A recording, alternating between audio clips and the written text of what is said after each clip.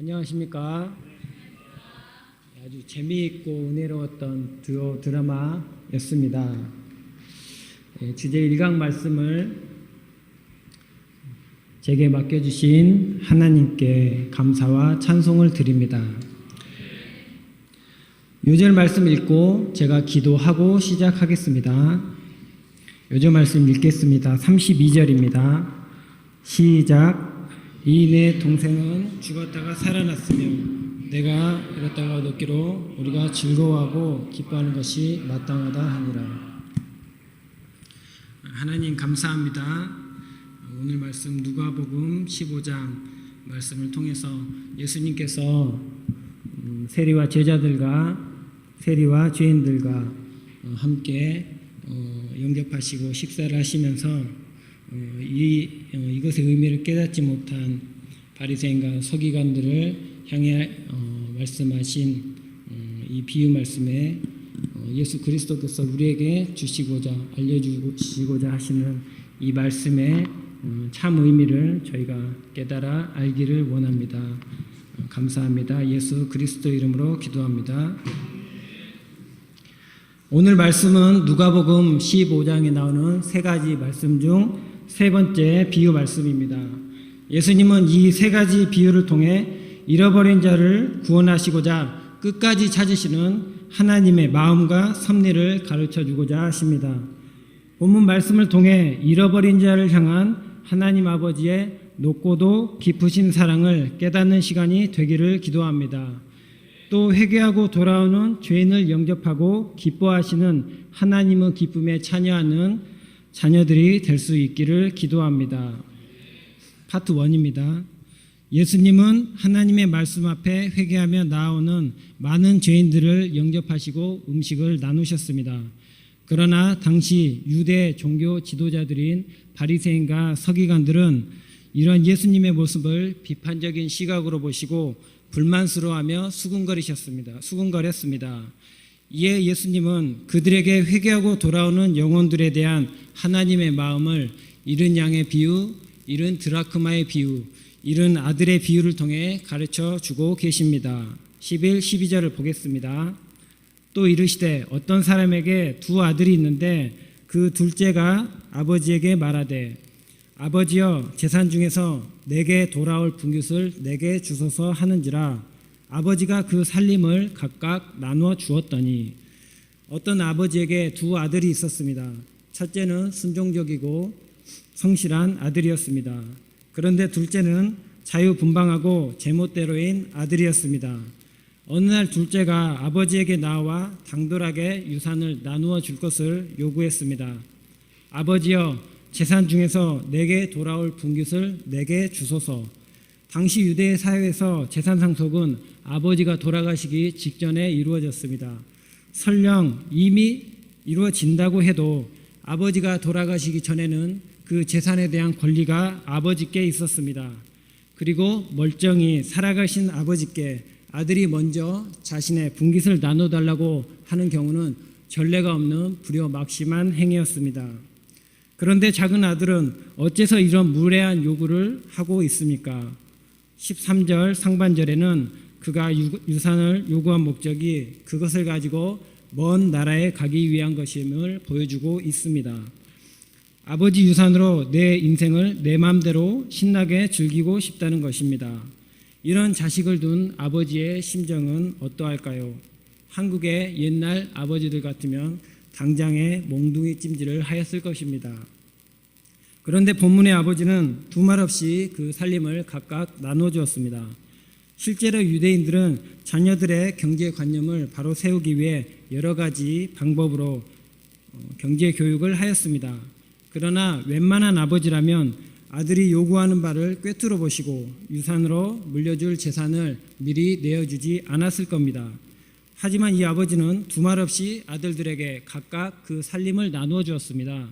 실로 이해하기 어려운 아버지인 것 같습니다. 그러나 예수님은 본문의 이 아버지를 통해 하나님이 어떤 분이신가를 가르쳐주고 계십니다. 창세기 말씀을 통해 보면 하나님께서 인간을 하나님의 형상대로 자유의지 곧 자율적인 선택과 판단이 가능한 존재로 창조하셨음이 나타나 있습니다. 하나님은 분명 모든 피조물과 세상 역사를 주관하시는 분이시지만 인간의 선택과 그 하는 일들을 허용하시고 때론 가만히 두고 보시기도 하시는 분이심을 알 수 있습니다. 인간들의 행위를 처음부터 막아서지 않으시고 오히려 지켜보시면서 그것에 대해 옳고 그름을 깨달을 수 있도록 도우십니다. 본문의 아버지처럼 우리들이 어떻게 행동하는지 살펴보시고 인격적으로 대하시며 삶을 다뤄보시는 하나님이십니다.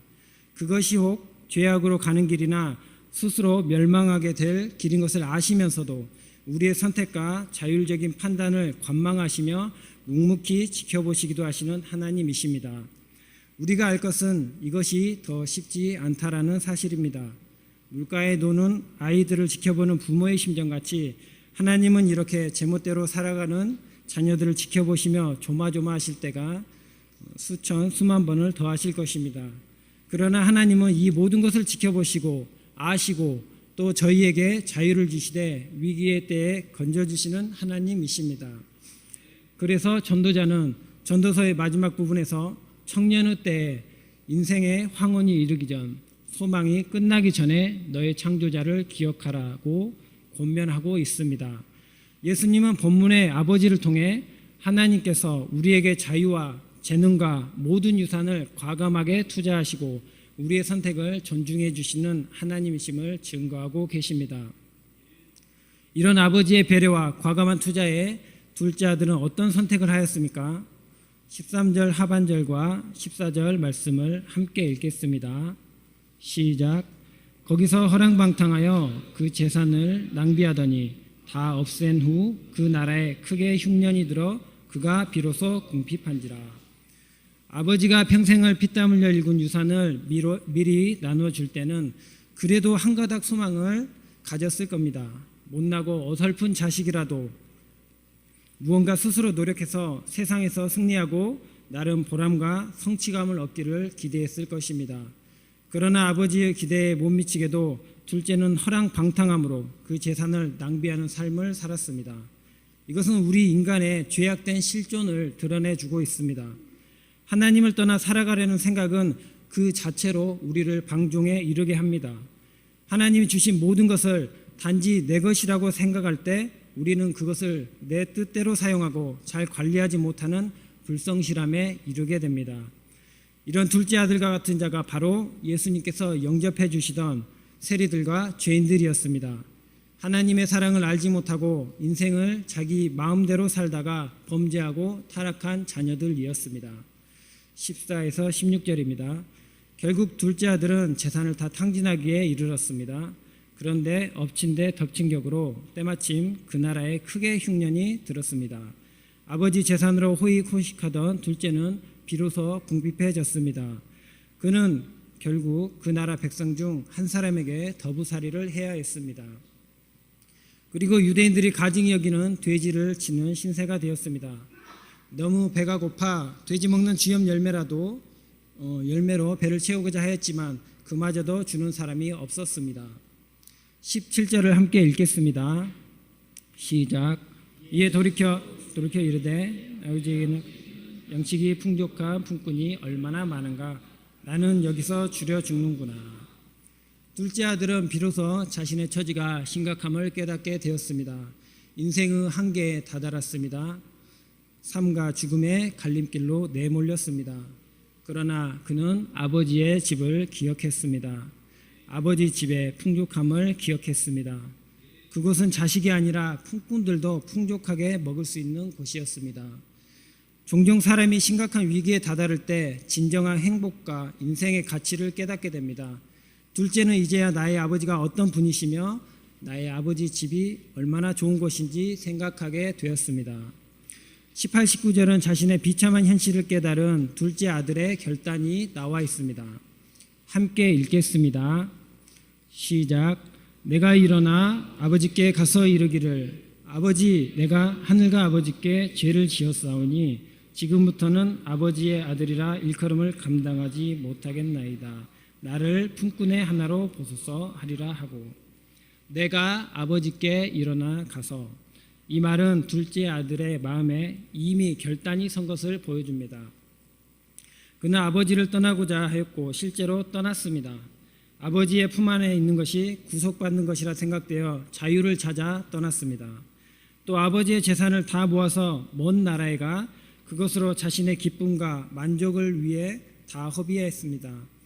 그는 아버지를 떠나 사는 것이 그에게 행복이 될 것이라 생각했습니다. 그러나 그렇지 않다는 것을 삶의 고통 가운데 체험했습니다.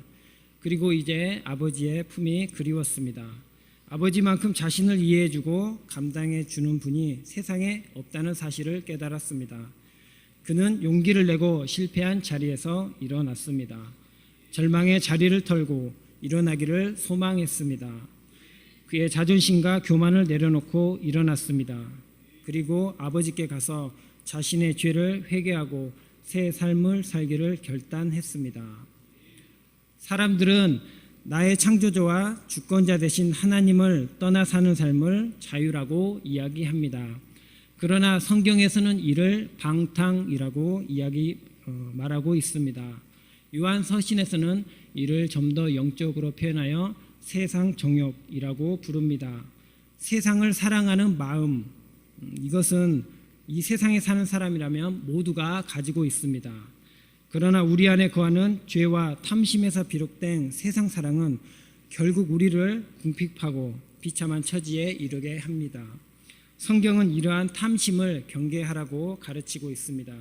그 이유가 무엇입니까? 그것은 이것들이 결국 우리를 참된 것, 생명과 진리, 그리고 아버지의 사랑에서 떠나게 하는 요인이 되기 때문입니다. 현대는 많은 과학 문명이 발달하여 인간에게 희망과 꿈을 주는 것 같습니다. 그러나 사회, 경제, 문화는 계속해서 발전함에도 여전히 인간에 대한 존엄과 가치는 존중되지 못한 채 세상은 어둡고 우울해져 가는 것을 보게 됩니다. 이런 세상에서 본문의 흉년과 같은 국가적인 위기가 닥치게 되면 사람들은 더욱 자신만을 바라보게 될 것입니다. 굶주린 누군가가 배를 채우고자 하나 쥐업 열매조차 주지 않는 현실을 경험하며 인생의 벼랑길로 몰리게 됩니다. 그러나 아무것도 남지 않았다고 생각될지라도 그렇지 않습니다. 어긋난 선택으로 하나님의 명령과 뜻을 저버린 아담을 찾으시듯 하나님께서는 우리를 부르십니다. 세상에서 실패하고 낙심할 때 오히려 우리를 새 비전과 새 소망을 주시고자 부르십니다. 우리가 하나님이 주신 것을 다 허비하고 비로소 궁핍했을 때에도 우리의 손을 잡아주시는 은혜의 하나님이십니다. 우리가 아직 죄인 되었을 때, 아직 깨닫지 못했을 때 우리를 위해 그리스도를 이 땅에 보내주신 긍휼의 하나님이십니다. 우리가 실패의 자리를 딛고 절망의 자리에서 일어나 은혜가 풍성하신 하나님께 돌아가는 둘째 아들이 될 수 있기를 기도합니다. 나의 죄와 허물을 인정하고 자존심과 교만한 마음을 버리고 긍휼이 풍성하신 하나님께 돌아가는 자녀들이 되기를 기도합니다. 파트 2입니다. 20절을 보겠습니다. 이에 일어나서 아버지께로 돌아가니라. 아직도 거리가 먼데 아버지가 그를 보고 측은히 여겨 달려가 목을 안고 입을 맞추니 탕자가 참 잘한 것이 있습니다. 그것은 그의 삶을 포기하지 않고 아버지께로 돌아간 것입니다. 이것이 회개의 열매요 제정신이 돌아온 사람의 모습입니다. 그는 마음에 아버지를 버리고 헛된 욕심을 쫓아 도망치듯 떠나왔던 자신의 행동을 회개하고 뜨거운 후회의 눈물을 흘렸습니다. 그러나 막상 돌아가고자 마음은 먹었지만 이를 실행하는 것은 쉽지 않았습니다. 그는 아버지의 모든 재산을 다 허비한 사실이 부끄러웠습니다. 거짓걸로 돌아온 자신을 볼 집안의 품꾼들과 형의 시선을 감당하기 힘들었습니다. 또한 아무리 인자하신 아버지라도 이런 자신의 모습에 어떻게 반응하실까 불안함과 두려움이 그의 발목을 잡았습니다. 하지만 그는 멈추지 않았습니다. 그는 회개하기에 용기 있는 자였습니다. 자신의 죄를 인정하고 있는 모습 그대로 아버지께 나아갔습니다. 떠나올 땐 몰랐는데 돌아가는 발걸음은 무겁고 멀고 힘이 들었지만 포기하지 않았습니다. 있는 힘을 다해 아버지 집으로 발걸음을 내딛었습니다. 그런데 놀라운 것은 이런 그를 아버지가 먼저 기다리고 계셨다는 것입니다. 20절 하반절을 다시 읽겠습니다. 시작. 아직도 거리가 먼데 아버지가 그를 보고 측은히 여겨 달려가 목을 안고 입을 맞추니. 아버지가 돌아오는 아들을 먼저 보고 달려왔습니다. 이는 아버지가 항상 아들을 기다리고 계셨음을 단적으로 보여주는 말씀입니다. 아버지는 아직도 거리가 먼 곳에 있는 아들을 한눈에 알아보았습니다. 아버지는 어깨를 축 늘어뜨리고 한 발짝 한 발짝 걸어오는 아들을 차마 기다릴 수 없었습니다. 이것이 자식에 대한 부모의 관심과 사랑입니다. 아버지는 순식간에 달려들어 아들을 와락 끌어안았습니다.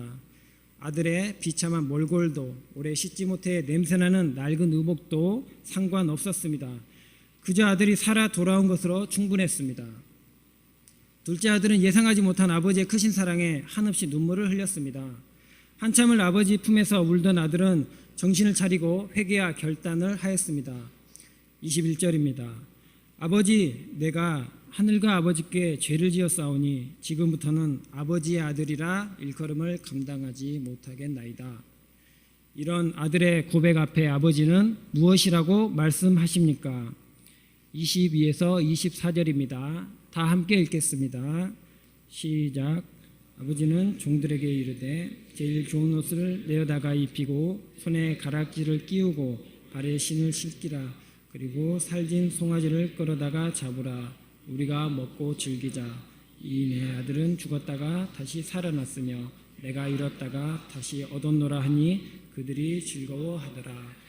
아버지는 아들이 말을 다 마치기도 전에 종들에게 명하여 이 아들에게 제일 좋은 옷을 내어다가 입히고 손에 가락지를 끼우고 발에 신을 신기라고 말합니다. 이로써 아들과 화해할 뿐 아니라 아버지의 아들로서 모든 권위를 회복해 주고 계시는 것입니다. 제일 좋은 옷, 손에 끼운 가락지, 발에 신기는 신발은 그를 노예나 품꾼이 아닌 아버지 아들로서 온전히 회복시켜 주심을 선포하고 있는 것입니다. 아버지는 죽었다가 다시 살아 돌아온 아들, 잃었다가 다시 얻은 아들이라며 돌아온 아들을 위해 살진 송아지를 잡아 잔치를 벌였습니다. 살진 송아지는 원어로 살찌운 그 송아지라는 뜻으로 잔치를 대비하여 미리 살을 찌어 놓은 한 송아지입니다. 당시 사람들은 주로 정교적 절기에만 고기를 먹었기 때문에 송아지를 잡는다는 것은 매우 특별한 행사에만 있는 일로 송아지를 잡으라는 아버지의 명은 그의 기쁨이 극에 달하였음을 보여주고 있습니다. 잡으라는 희생시키다의 뜻으로 고대 교부들 중에는 이 송아지가 그리스도의 희생을 상징한다고 주장하였습니다. 어쨌든 본 구절은 죄인이 회개하였을 때 온 성도가 함께 축하하며 하나님의 기쁨에 함께해야 한다는 것을 나타냅니다. 우리는 하나님의 품을 떠나 삶의 목표를 잃은 영혼들과 또한 본향을 떠나 방황하는 영혼들, 교회와 공동체를 떠나 절망과 모든 궁핍에 떨어진 영혼들을 불쌍히 여기고 반갑게 맞이해야 합니다. 그리고 그들 중에 하나라도 돌아오면 그리스도 안에서 하나님과 함께 한없이 즐거워해야 합니다. 즉 아버지가 가장 기뻐하시는 것을 우리 역시 아들로서 가장 기뻐해야 하는 것입니다. 저는 이 부분에서 조금만 더 얘기하고 싶습니다. 오늘 말씀은 실제 일어난 일이 아닌 예수님이 직접 말씀하시는 비유 말씀입니다. 각 단어들은 예수님이 우리에게 천국 복음에 대한 영적 비밀을 설명해 주시기 위해 사용된 상징적 의미가 있습니다. 천지를 지으시고 질서를 두신 하나님의 말씀 중에 그냥 적당히 혹은 어쩌다가 들어간 것은 없습니다. 살찐 송아지는 매우 중요한 의미를 가지고 있으며 제일 좋은 옷, 가락지, 신발과 함께 절대로 간과되어서는 안 되는 것입니다. 제일 좋은 옷의 원어 프로텐에 해당하는 프로토스는 첫 번째, 서술적 의미의 첫 번째라는 뜻을 가지고 있습니다. 질적으로 가장 뛰어남이 아닌 순서적으로 제일이라는 의미입니다. 뒤에 마다들을 부를 때 쓰인 예에 해당하는 원어 테크논은 유산을 이어받을 아들이 아닌 아들과 딸을 모두 포함하는 자녀라는 의미라는 점과 더불어 볼 때 처음 된 자와 나중된 자가 뒤바뀌는 상황을 생각해 볼 수 있습니다. 살찌운 그 송아지는 단순히 먹고 즐기기 위해서가 아닙니다. 우리의 구원 잔치, 즉 천국 잔치에 예수님의 피의 희생이 필연적임을 예수님은 스스로 알려주고 계시는 것입니다. 만물이 그로 말미암아 지은 바 되었으니 지은 것이 하나도 그가 없이는 된 것이 없느니라. 이 세상 모든 것은 예수님으로 말미암아 창조되었습니다. 성경을 예수 그리스도 없이 설명하는 것은 희생 제물 없이 제사를 드리는 것과 같습니다. 오늘 본문의 둘째 아들의 회심과 아버지의 기뻐하시는 사랑과 큰아들의 분노마저 하나님의 섭리 아래 있으며 하나님의 모든 섭리는 예수 그리스도로 말미암아 이루어집니다. 즉 예수님의 비유는 자신에 대해 말씀하고 계시는 것입니다. 아버지에게는 살아 돌아온 아들에 대한 기쁨, 다시 찾은 아들에 대한 기쁨으로 충만하였습니다. 이렇듯 죄인 하나가 회개하면 하나님 나라에서는 기쁨의 잔치로 충만하게 되는 것을 알게 됩니다. 우리는 본문을 통해 이런 아버지와 같은 하나님의 사랑을 깨닫게 됩니다. 그러면 죄인들을 향한 하나님 아버지의 사랑이 어떠합니까? 내용은 생략하겠습니다. 첫째, 하나님은 당신을 떠난 인생들을 애타게 기다리시는 하나님이십니다. 둘째, 하나님은 있는 그대로 용서하고 영접해 주시는 분이십니다. 셋째, 하나님은 가장 좋은 것으로 회복시키시는 분이십니다. 예수님은 이 비유를 통해 잃어버린 영혼들, 곧 죄인들을 향한 하나님의 사랑이 어떠한지 가르쳐주고 계십니다. 독생자인 자신을 보내서라도 잃은 영혼을 구원하고자 하시는 아버지의 계획과 소망을 증언하십니다. 예수님은 이를 가장 잘 아시기에 당신을 십자가에 내어주시기까지 하나님의 뜻에 순종하였습니다. 파트 3 집안에 있는 탕자 25에서 32절은 짧게 설명하겠습니다. 그러나 맏아들은 아버지와는 달랐습니다. 밭에서 돌아오다가 집에서 나는 풍악과 춤추는 소리가 들렸을 때 그는 집으로 곧바로 들어가지 않고 종을 불러내어 무슨 일인가 자초지종을 물었습니다. 멀리까지 뛰쳐나가 아들을 맞았던 아버지의 모습과는 대조를 이루고 있습니다. 아니나 다를까 그의 불길한 예감이 맞았습니다. 작은 아들이 돌아온 것입니다. 그는 분을 내지 않고 들어가지 않았습니다. 아버지가 나와서 들어가기를 권하지만 그는 지속적으로 완강히 거부합니다. 그리고 아버지께 따집니다. 자신은 지금껏 한 번도 명을 어김이 없이 아버지를 섬겼는데 염소 새끼 한 마리 안 주시더니 저 패역한 자가 돌아오니 그 귀한 송아지를 잡아서 잔치를 벌이는 게 옳은 처사냐는 것입니다. 큰아들의 말이 어떻게 들립니까? 그가 터무니없는 주장을 하고 있습니까? 그러나 아버지는 말합니다. 예, 너는 항상 나와 함께 있으니 내 것이 다 네 것이로되.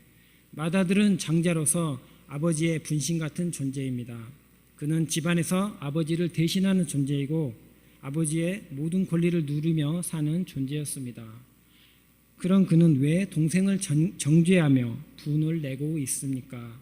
동생만 편애하는 듯한 아버지의 사랑에 질투를 느끼는 것일까요? 아니면 율법대로 살지 않은 자에게 그의 합당한 벌을 주는 것이 마땅한 하늘의 이치라 생각하는 것일까요? 다 알 수는 없으나 그 안에는 온갖 죄의 열매인 살인, 다툼, 시기, 분열, 교만, 탐욕, 무지, 외식함 등이 서려 있다는 것입니다.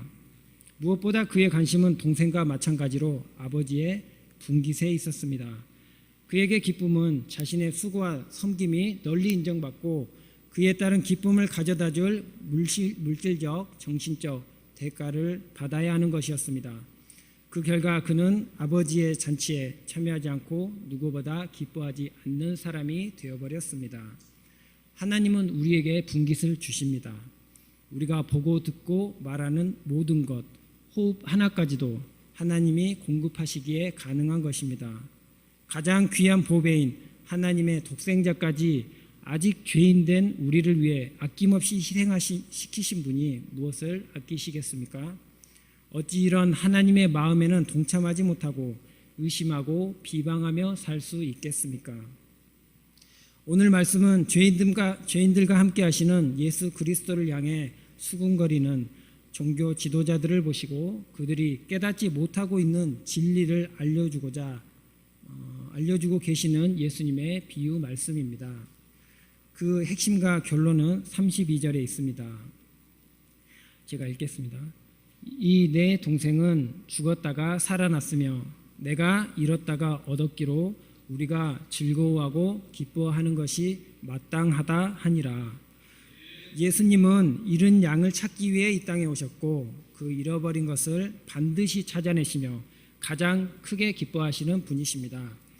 오늘도 이 예수님과 연합한 자가 되어 이것으로 가장 크게 기뻐하고 이것을 위해 열심을 내는 주의 자녀가 되어야 하겠습니다. 하나님의 뜻이 내 뜻이 되고 하나님의 기쁨이 나의 기쁨이 된다면 우리는 가장 은혜롭고 평강이 넘치는 주의 자녀의 삶이 될 것입니다. 혹시 아직 예수님과 분리된 삶을 살고 있다면 회개하고 돌아와야 합니다. 회개는 모든 성도에게 주시는 하나님의 선물이자 천국 비밀의 열쇠인 것입니다. 교회는 어떤 곳입니까? 죄인들이 회개하고 돌아오는 것입니다. 그리고 그들로 인해서 모두가 함께 즐거워하는 곳입니다. 과거의 죄인과 오늘의 죄인들이 용서의 은혜와 사랑을 나누며 더불어 즐거워하는 공동체입니다. 제가 만난 하나님은 본문 속 아버지의 모습 그대로입니다. 전 고집이 세고 제멋대로인 사람이었습니다. 마음에 들지 않거나 하기 싫은 것을 참고 견디지 못하고 죽어도 하지 않으려는 타입입니다. 초등학생 때는 거의 매일 숙제를 하지 않아 선생님께 매를 맞았고 중학생 때도 시험 성적이 나오면 공부하기 싫어하는 제 자신이 싫어 아침 등굣길마다 자책하는 게 습관이었지만 교실에 들어가면 금세 잊어버리고 똑같이 생활하였습니다. 고등학교 입학할 때 성적이 좋지 않아 부모님께 사실을 말하고 나서 많이 울었던 기억이 납니다. 고등학교 때 한 친구의 1년 반에 걸친 끈질긴 애정으로 교회에 가게 되었습니다. 드문드문 출석만 하다가 고3 때 얼떨결에 해버린 서원 기도가 이루어져 여름 수양회를 가게 되었습니다. 그때 마음에 뜨거운 사랑이 느껴졌고 힘들었을 고3 생활이 제게는 행복으로 남은 시간이 되었습니다. 공부하는 재미도 느끼고 믿는 친구들과 성경을 사서 같이 읽고 나누는 것이 즐겁고 힘이 되었습니다. 대학을 가면서부터 방황이 시작되었습니다. 당시 조선대 캠퍼스 안에 있는 고등학교를 다니면서 성적이 오르면 오를수록 조선대생들을 보며 술 마시고 시위하기나 좋아하는 이런 학교를 다니는 것만으로도 등록금이 아까운 불효자들이라며 무시했었습니다. 그러나 저는 조선대에 입학했고 실제 학교 수업은 생각보다 더 마음에 들지 않았습니다. 동시에 포트리스라는 게임에 빠져 길드 형들과 어울리며 밤새 게임하는 즐거움으로 살았습니다. 학교도 예배도 가고 싶을 때 가고 가기 싫으면 안 가는 마음대로 인생을 살게 되었습니다. 교회는 연락을 끊고 가지 않고자 2번이나 결단하고 실행하였는데 어떻게든 집을 찾아내서 찾아오는 1:1 목자님 때문에 실패하였고 학교는 2년 후 중퇴하였습니다. 그 무렵에 했던 최악의 기도는 하나님, 제 인생은 제가 알아서 살고 싶습니다. 그저 지켜만 보시면 좋겠습니다. 이런 기도를 기도실에서 여러 차례 하였습니다. 그 이후 저는 그런 인생을 살게 되었습니다. 반은 믿는 자, 반은 불신자로 내 마음대로 사는 신앙생활로 살아왔습니다. 세상 사람들과 이질감 없는 크리스천의 삶을 살아보려고 했지만 거룩하신 하나님, 구별되신 하나님을 알지 못하고 여러 생각과 우상이 혼합된 인생이었습니다. 때론 말씀 읽기 투쟁도 하고 본이 되는 삶을 살고자 하였지만 점점 잠이 들어갔습니다. 돌이켜보면 오랜 시간이 꿈을 꾼 것처럼 아득히 느껴집니다. 그만큼 기억이 선명하지 못합니다. 서울에서 제가 초콜릿 분야를 배우고 이런저런 일을 하며 사람들과 어울렸습니다. 지금 남아있는 가장 떠오르는 모습은 여러 사람들과 웃으며 주고받는 술잔 속에 담긴 고독과 안타까움입니다. 저도 어느샌가 소망을 잃고 일에 취해 술에 취해 게임에 취해 시간이 그대로 흐르기만을 바랬는지도 모르겠습니다. 그러나 마음 한구석에 감춰놓은 예수님이라는 글자를 지울 수는 없었습니다. 세상이 주는 기쁨은 곧 영원한 고통으로 바뀌었습니다. 언제나 그랬었고 그런 줄 알았지만 벗어나기 쉽지 않았습니다. 탕자와 같이 예수님께 돌이키는 것보단 내 삶을 내려놓는 것이 쉽게 느껴지기도 하였습니다. 그러나 한편 언제부턴가 열심히 신앙생활을 하는 한 친구를 보며 마음에 어떤 소원을 품게 되었습니다. 친구와의 말씀 공부 중 산 소망에 대해 듣고 하늘이 주는 뭔가 좋은 것을 얻고자 하는 소원이었습니다. 저는 대학 때 했던 어리석은 기도와는 다른 기도를 하였습니다. 하나님 앞에서는 거짓도 자존심도 없는 기도를 하고 싶었습니다. 저를 강하게 붙잡아 주시라고 기도하였습니다. 교회를 찾지 못하고 성경도 기도도 내일로 미루기를 수개월을 하던 어느 날 일을 마치고 집에 돌아왔는데 몸에 어떤 불덩이 같은 게 들어오는 느낌을 받았습니다. 저는 술에 취한 사람처럼 오랜 시간 기도를 하고 눈물을 쏟았습니다. 기도가 끝난 후 저는 내가 왜 이러지 하며 웃었습니다. 그러나 뭔가에 감싸인 듯한 그 느낌은 며칠간 지속되었습니다. 저는 매일 기도의 시간을 보내었습니다. 그때를 기억해보면 충만하다, 따뜻하다 하는 듯한 기분이었고 저는 제 안에서 타오르는 불꽃을 꺼뜨리기 싫었지만 빈약한 의지 때문인지 다시 식어버렸습니다. 그 다음해인지 다다음해인지 봄이 되었는데 하루에 몇 번씩 말씀 한 구절 한 구절이 머릿속에 풍선을 타고 들어와 터졌습니다. 하나님 아버지의 마음이 느껴졌습니다. 한 달 이상 그런 시간이 지속되었습니다. 그 내용은 자세히 기억나지 않지만 지금 떠올려 보면 하나님이 기도를 들으시고 저를 부르시는 음성으로 생각됩니다. 집 근처 여러 교회들을 다녀보았습니다. 그러나 쉽게 적응하지 못하였습니다. 또다시 마음이 식어가던 중에 곡성이라는 영화를 보고 그 내용이 어려워 해석을 찾아보던 중 한 가지 이미지가 머릿속에 떠올랐는데 병실에 누워 숨만 쉬고 있는 한 사람이었습니다. 그리고 그것을 지켜보며 조정하는 자가 있었는데 마귀의 모습이었습니다. 저는 사단에 속아 그에게 조종당하며 살고 있었습니다. 저는 정신이 돌아오는 듯 했지만 쉽게 일어나기가 마음처럼 쉽지 않았습니다. 다시 교회를 찾고 적응하고자 등록도 하였습니다. 그러다 어느 목자님이 말씀 공부를 하자고 요청하였습니다. 저는 그 교회엔 발도 붙이기 싫었지만 한참 성경 공부에 대한 굶주림을 느끼던 터라 승낙하였습니다. 그분은 절대 강요하는 거 없다 하시며 처음엔 1:1만 하자, 다음엔 예배만 드리자 하시며 다신 가지 않으려 했던 그곳으로 저를 끌어당기셨습니다. 불안감 같은 게 있었지만 다시 오니 반갑고 잘 적응할 수 있을 것 같다는 생각도 들었습니다. 그리고 원했던 성경 공부를 마음껏 하며 그 안에 역사하시는 하나님을 다시 한번 선명하게 보게 되었습니다. 처음 눈을 떴을 때 나무 같은 것들이 움직인다고 잘못 보았던 맹인이 두 번째 고침을 받고 명확히 보게 된 것처럼 예전과는 또 다른 예수 그리스도의 조금 더 선명한 모습을 보게 되고 그것만으로도 감출 수 없는 기쁨이 흘러넘치게 되었습니다. 그러나 또 마음이 식어가는 듯합니다. 이번 말씀 준비 중에 로마서 12장을 보았는데 예수님과 연합한 자의 여러 모습 중 저와 일치하는 부분을 찾기가 어려웠습니다. 요한계시록 3장에 차지도 뜨겁지도 않는 모습이 될까 두려웠습니다. 이번 한 달간 말씀 준비 중 여러 가지 비판적인 생각이 떠올랐습니다. 이 모든 시작을 내뱉은 강요사 목자도 믿고 내면에 담겨있던 UBF에 대한 비판적인 말들이 나왔습니다. 그러나 말씀을 연구하며 선으로 악을 이기신 예수님의 지혜를 느꼈습니다. 죄인들과 어울리는 메시아를 향한 바리새인의 말들, 방탕한 아들을 크게 기뻐 맞으시는 아버지를 향한 맏아들의 말도 충분히 근거가 있고 그럴만해 보이는 말이었지만 판단하지 않으시고 정죄하지 않으시고 오히려 그들을 위해 죽는 순간까지 기도하신 예수님의 사랑과 그 모든 것을 계획하시고 지켜보시고 섭리하시는 하나님의 마음을 경험할 수 있었습니다. 제가 이제부터는 누군가를 위해 진심으로 기도하고 그를 볼 때 죄인이 아닌 아버지께서 기뻐하시는 의의 옷을 입은 형제로 바라보길 기도합니다. 탕자와 같이 살아온 저를 오래 참으시고 기다리시고 계시다가 맞아주신 하나님 아버지의 크신 사랑을 인하여 감사 찬송합니다. 이제는 아버지의 끝없는 사랑을 항상 기억하며 하나님의 사랑을 모르는 캠퍼스 영혼들과 이웃 친구들에게 아버지의 크신 사랑을 전하는 목자의 삶을 살 수 있기를 기도합니다.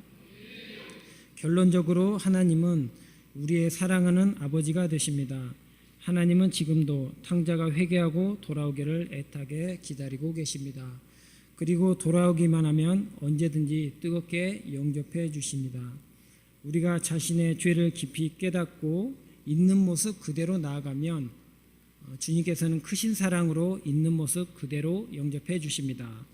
우리 모두가 하나님 아버지의 따뜻한 사랑의 품에 안길 수 있기를 기도합니다. 우리가 참 아버지 대신 이 하나님의 집에 영원히 거함으로 인생의 참된 행복과 자유를 만끽하며 살 수 있기를 기도합니다. 죄인들을 향하신 하나님 아버지의 넓고 높고 깊으신 사랑을 찬송합니다. 32절 말씀 다 같이 읽고 기도하고 마치겠습니다.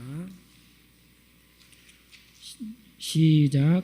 이 내 동생은 죽었다가 살아났으며 내가 잃었다가 얻었기로 우리가 즐거워하고 기뻐하는 것이 마땅하니라. 하나님 감사합니다.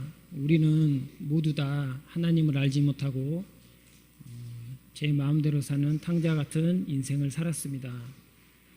하지만 하나님께서는 하나님을 떠나 방탕하고 무엇 하나 아버지의 마음을 상하지 않게 한 것이 없는 우리를 위해 우리가 아직 죄인 되었을 때 우리를 위하여 살과 피로 희생하신 예수 그리스도를 보내주시고 그로 우리의 모든 죄를 다 사하여 주시고 우리를 하나님의 자녀로 삼아주셨습니다.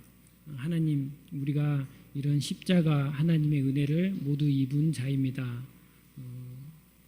그러니 우리도 이 사랑을 다시 한번 느끼고 죄인 된 자를 정죄하지 아니하고 또 형제된 자의 허물을 들추지 아니하고 그를 기쁘게 맞으시는 하나님의 이 기뻐하시는 마음에 우리의 마음과 생각을 같이 하는 주의 자녀의 삶을 살기를 기도합니다. 감사합니다. 예수님 이름으로 기도합니다. 네.